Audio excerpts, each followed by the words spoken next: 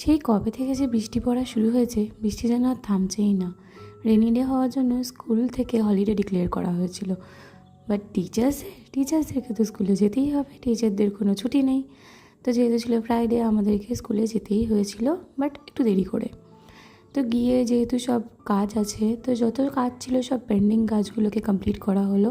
এর মধ্যে এসেছিলো আমার প্যাকেজ, ওটাকে আনবক্স করলাম। বাড়ি চলে এসে দুজনকে অনেক করে চটকিয়ে নিয়ে তারপরে আমরা অর্ডার করে দিয়েছিলাম খাবার, কারণ আমার শরীরটা খুব খারাপ ছিল, আমার কিছু রান্না করতে ইচ্ছা করছিল না। অভিলাষের আবদার ছিল বিরিয়ানি খাবে, তাই জন্য বিরিয়ানি অর্ডার করেছিলাম।